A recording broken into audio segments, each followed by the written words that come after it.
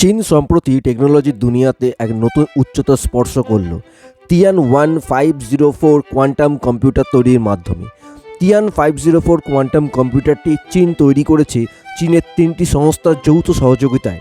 সেই সংস্থাগুলি হল China telecom computer group, Chinese academy of science এবং কোয়ান্টাম সি টেক। এই তিয়ানয়ান 504 কোয়ান্টাম কম্পিউটারটি তিয়ান কোয়ান্টাম কম্পিউটিং ক্লাউড প্ল্যাটফর্মের সাথে যুক্ত করা হয়েছে, যার ফলে গ্লোবালি সবাই এটিকে ইউজ করতে পারে।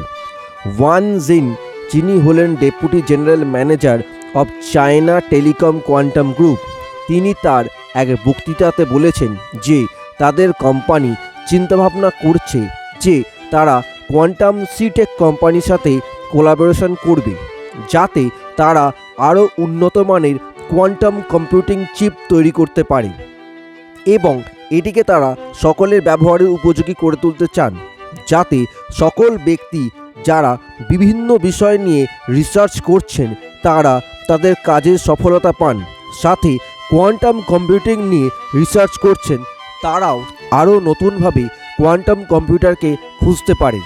2023 সালের নভেম্বর মাসে এই তিয়ান কোয়ান্টাম কম্পিউটারটি ক্লাউড প্ল্যাটফর্মে লঞ্চ করা হয়েছিল এবং সারা পৃথিবীতে প্রায় 50টির কাছাকাছি দেশের 12 মিলিয়ন মানুষ এটি সেদিন ব্যবহার করেছিলেন।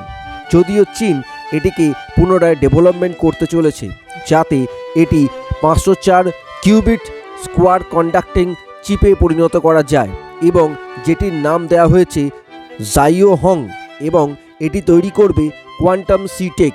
এই জাইও হং চিপটি qubit life time gate fidelity এবং কোয়ান্টাম সার্কিট গভীরতার পরিপ্রেক্ষিতে IBM এর মতন বড় আন্তর্জাতিক ক্লাউড ভিত্তিক কোয়ান্টাম কম্পিউটিং প্ল্যাটফর্মের কর্মক্ষমতার সাথে মিলবে বলে আশা করা হচ্ছে।